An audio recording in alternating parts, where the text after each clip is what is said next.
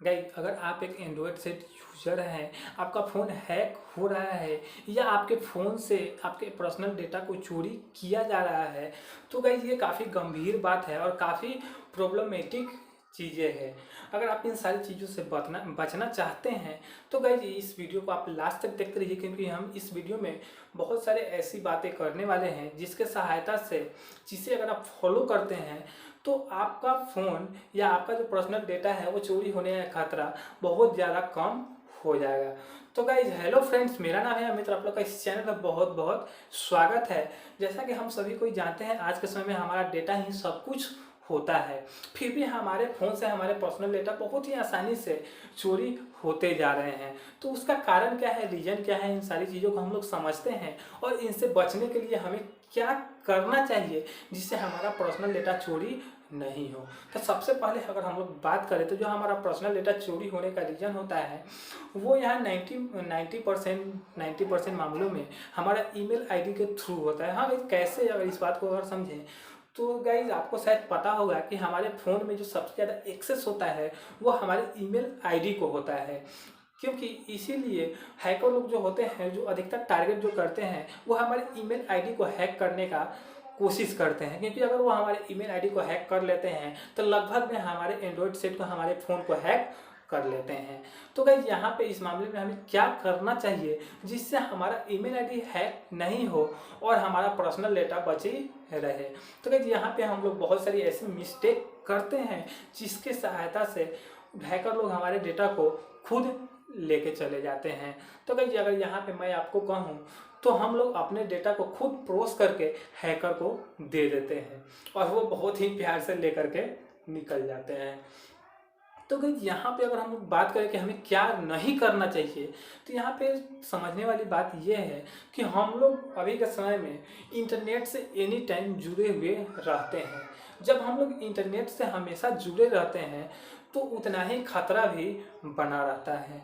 तो हम लोग क्या करते हैं कि हम लोग नए नए वेबसाइट पे हमेशा विजिट करते रहते हैं, नए नए सर्च करते रहते हैं और वहाँ पे अपने पर्सनल डेटा को डालते भी रहते हैं। हाँ गाइस, क्योंकि बहुत सारे ऐसे वेबसाइट होते हैं जो बिना ईमेल आईडी और पासवर्ड के एक्सेस नहीं होते हैं, तो हमें वहाँ पे ईमेल आईडी डालना पड़ता है। तो वहाँ पे क्या होता है कि वो हमसे खुद एक्सेस मांग लेते हैं और हम लोग उतने ही प्यार से उन्हें अपने ईमेल आईडी का एक्सेस दे देते हैं, जिससे क्या होता है कि वो बहुत ही आराम से हमारे फ़ोन में झांक सकते हैं और नज़र रख सकते हैं। तो गाइस इन सारी चीज़ों से हमें बचना है। किसी भी वेबसाइट पे ऐसे हमको नहीं लॉगिन करना है या वहाँ पे हमें सब्सक्राइब उस वेबसाइट को नहीं करना है, क्योंकि हमें उसी वेबसाइट पे जाना चाहिए जो ट्रस्टेड हो या जिसकी जानकारी हमें पहले से हो। तो गाइस इस बात का हमेशा आपको ख्याल रखना चाहिए, किसी भी वेबसाइट पे आपको नहीं जाना चाहिए और ख़ास करके अपने ईमेल आईडी और अपना पर्सनल डेटा वहाँ पे तो देना ही नहीं चाहिए।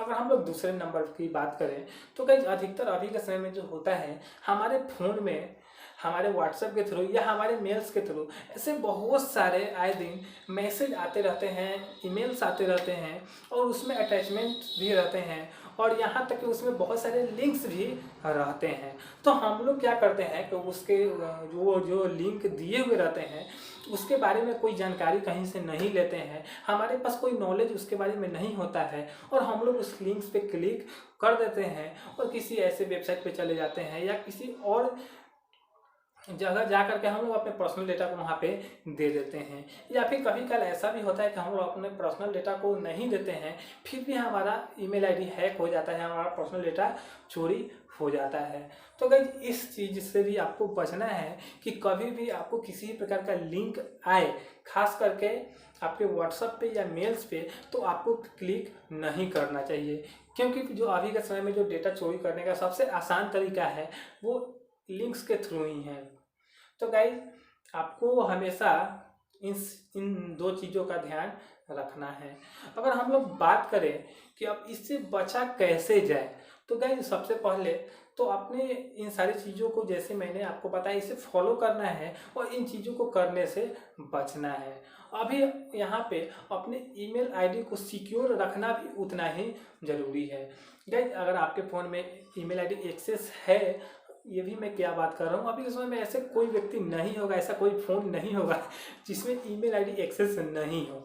बिकॉज हम सभी कोई जानते हैं, जब तक हम लोग अपने ईमेल आईडी को नहीं डालते हैं हम लोग किसी एक्स्ट्रा सुविधा का यानी कि बहुत सारे बेनिफिट हम नहीं ले सकते हैं, जैसे यूट्यूब पे किसी को कमेंट करना, किसी के चैनल को सब्सक्राइब करना, ऐसी बहुत सारी चीज़ें। तो यहाँ पे आपको हमेशा ख्याल रखना है कि अपने ईमेल आईडी को प्रोटेक्ट रखना है और इन गलतियों को करने से बचना है। अगर हम लोग यहाँ पे कुछ बातें करें तो सबसे पहले क्या है कि अपने ईमेल आईडी में आपको 2 स्टेप वेरिफिकेशंस को इनेबल करके रखना है। हाँ गई, अभी के समय में ईमेल आईडी के लिए एक ऐसा सिक्योरिटी सेटिंग है जो आपके ईमेल आईडी को हैक होने से बचा सकता है।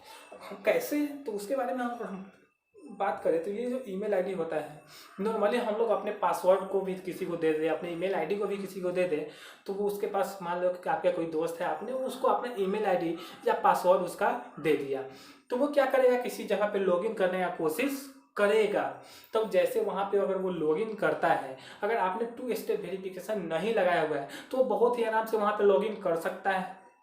बट यहाँ पे अगर आपने 2 स्टेप वेरिफिकेशंस को अपने ईमेल आईडी में लगा करके रखा है तो वहाँ पे वो लॉगिन नहीं होगा। सबसे पहले वहाँ पे एक पिन डालना पड़ेगा जो सिर्फ आपके नंबर पे आएगा। तो जब तक आप वो 6 डिजिट का पिन नहीं डालेंगे तब तक वो वहाँ पे लॉगिन नहीं होगा। तो भाई इसी को हम लोग 2 स्टेप वेरिफिकेशंस बोलते हैं कि जब तक आपको वेरीफाई नहीं करेगा कि ये जो ईमेल आईडी आप डाल रहे हैं, ये जो पासवर्ड डाल रहे हैं, वो पासवर्ड डालने वाला व्यक्ति आप ही हैं, वो जो रजिस्टर्ड नंबर है वो सिर्फ आपके पास रहेगा, इसलिए कोई और वहाँ पे लॉगिन नहीं कर पाएगा। तो अभी के समय में ये काफ़ी ज़्यादा सिक्योर सेटिंग है, तो इसे आपको कर लेना है। अगर आपको इसे करने आता है तो आप कर सकते हैं, अगर नहीं आता है तो इसके लिए मैंने एक वीडियो ऑलरेडी बना रखा है जो शायद आई बटन पे आपको अभी दिखाई दे रहा होगा या फिर आपको डिस्क्रिप्शंस में देखने को मिल जाएगा। तो भाई आज के इस वीडियो में बस इतना ही, मिलते हैं आपसे किसी और नए वीडियो में। अगर अभी तक आपने मेरे इस चैनल को सब्सक्राइब नहीं किया है तो कर लो, या कहाँ हो, क्या कर रहे हो। ऐसे ही नॉलेजफुल वीडियोस को देखने के लिए आपको तो इस चैनल को सब्सक्राइब करना पड़ेगा गाइस, और बेल बटन को ऑल पे सेट कर लेना। चलिए मिलते हैं आपसे किसी और नए वीडियो में ऐसे ही इंटरेस्टिंग एंड नॉलेजेबल वीडियो के साथ।